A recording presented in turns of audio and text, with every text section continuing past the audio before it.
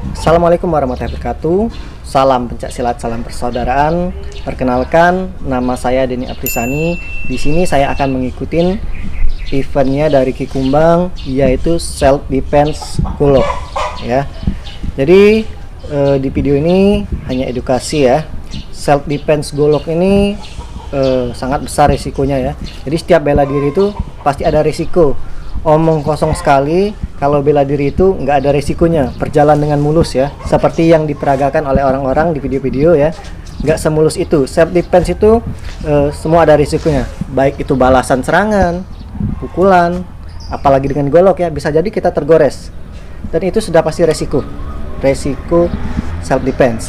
Jadi saran saya ketika kita memang bertemu lawan yang menggunakan senjata, kalau bisa hindari ya, selesaikan baik-baik. Tapi di video ini kita akan mengedukasi bagaimana caranya mengatasi todongan golok. Oke, langsung saja simak videonya. Oke, di sini saya dibantu adik saya yang bernama Yoga ya. Sebelum saya memasukin cara mengatasi todongan pisau ya. Tapi saya juga akan beritahu ketika misalkan kita bertemu lawan yang dia jaraknya jauh. Kalau todongan kan udah pasti jarak dekat ya, itu todongan.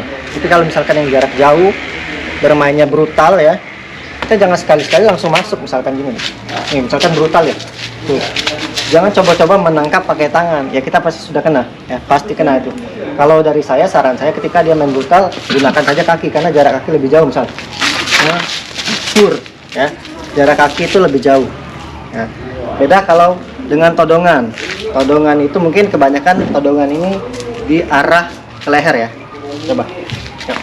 Nah, jadi todongan yang sini ya, ini todongan yang sini, ada juga todongan yang ke sini. Nah, ini semua beda cara mengatasinya ya, cara masuknya. Nah, pertama-tama ketika kita bertemu orang yang menodong kita, jangan tampakkan kalau kita tuh berani menghadapin lawan ya. Misalkan gini, ditodong misalkan, sok berani ya, habis leher kita langsung. Dia ketika dia misalkan ditodong, kita ditodong, minta uang, misalkan uang mana ya, kita pura-pura kasih, ampun bang, maaf bang. Jangan tunjukkan perlawanan kita. Tapi ketika goloknya di sini, tangan kita itu harus di sini tangan dia ya. Karena apa? Nah, disinilah self defense-nya, cara bertahannya. Jadi ketika todongan di sini lagi, nah dia menodong. Ketika todongan di sini, tangan ini di sini. Ya, kalau di sini berbahaya bagi kita. Tapi kalau di sini ini aman. Pam. Ya. Jadi kita mengamankan goloknya, amankan. Ini boleh ke sini, boleh ke sini, boleh ke sini. Ya, di mana jarak kita punya. Yang pasti kita amankan sini. Boleh dipegang. Ya, boleh dipegang, boleh dijepit juga misal. Nah, yang pasti ini jepit, jangan sampai dia bisa coba mukul ya, mau nebas, yang ini nebas. Nah, jangan sampai dia bisa nebas, jadi harus dikunci ya.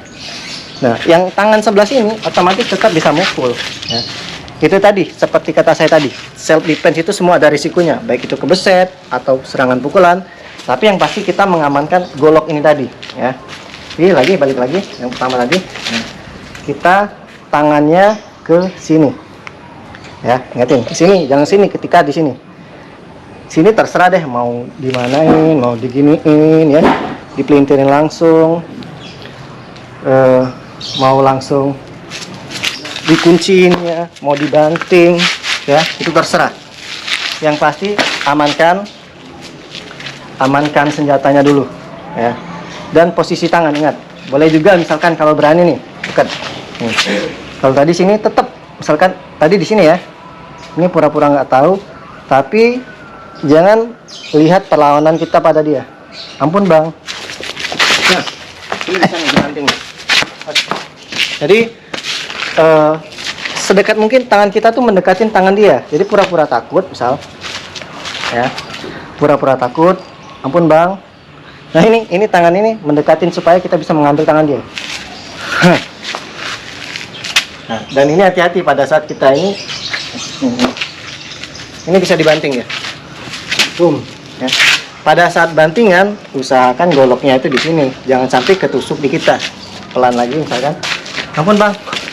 Nah, iya. Ya, jadi kalau lawan sebenarnya itu enak dibanting. Jadi banting mau diapain terserah lah ya. Jadi kalau self defense itu nyambung aja, mau dipukul, mau disikut, nggak harus misalkan dipukul terus, nggak, bebas. Ya, jadi ini todongan yang mengarah ke sini. Leher yang ke sini, coba tadi. Ini yang sini. Ya, tapi ketika dia ke sini beda lagi. Kalau tangan kita di sini, kita gini, habis ya. Jadi coba tadi yang di sini, kalau di sini tangannya harus di sini biar mengamankan di sini. Ya, tapi ketika coba sebaliknya di sini. Nah. Oke, kelihatan ya. Ketika di sini sebaliknya, tangan kita yang di sini. Ampun, Bang. Ampun, Bang.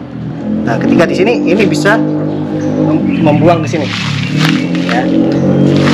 Oke. Ampun, Bang. Nah, ini terserah nih, mau diginiin, mau ditendang kayak, yang jelas kita mengamankan tangan dia lagi. Siap. Tuh. Sini boleh deh, sini boleh. Jadi gimana mungkin kita bisa membuang tangan dia ini. Ke sini aja. Oke, jadi bisa membedakan ya bagaimana cara mengatasi todongan yang di sini dengan di sini. Kuncinya adalah pada saat tangan kita, ya, tangan kita. Jadi sebenarnya intinya itu kita menghindari goloknya dulu, ya. Setelah itu terserah mau kita apain. Oke, kita balik lagi yang pertama. Yang pertama di sini, nah, ke sini, lepas ke sini. Yang kedua pada saat di sini, sebaliknya, tangan kita harus di luar tangan dia, ya, ke sini. Oke, ya. Saya rasa todongan leher itu cukup dan mudah dipahamin ya.